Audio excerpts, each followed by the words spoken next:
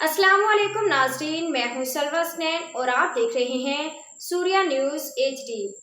आइए नजर डालते हैं आज की अहम खबरों पर। जैकबाबाद रिपोर्ट। आशिक हुसैन। अवाम को महलात के ख्वाब दिखाने वाले हुक्मरान खुद इस्तिस्ना ले रहे हैं, जबकि सिंध के डिज़ायर, मादनियात, वसाइल और दरियाओं को फरोख्त किया जा रहा है। ये बात जमीयत उलमा इस्लाम पाकिस्तान के मरकजी digital media coordinator engineer Ziaur Rahman, Jamiat Ulama इस्लाम सिंध के कायद अल्लामा राशिद महमूद सोमरो और जमीयत उलमा इस्लाम पंजाब के सेक्रेटरी जनरल हाफिज नसीर अहमद अहराज ने जलसा आम में खिताब करते हुए कही।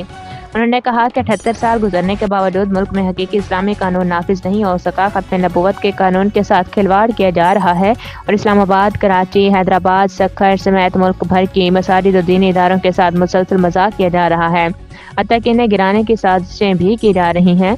इनका कहना था कि पाकिस्तान एक इस्लामी मुल्क है, मगरबी एजेंडे के मुताबिक बनने वाले कवानीन काबिल कबूल नहीं। कुरान और सुन्नत के मुनाफी हर कानून को मुस्तरद किया जाएगा। इंजीनियर ज़ियाउर रहमान ने कहा कि हुक्मरान अवाम को ख्वाब दिखाने के बजाय खुद के लिए इस्तिस्ना हासिल कर रहे हैं। ऐसे हुक्मरानों को किसी किस्म की शर्म महसूस नहीं होती।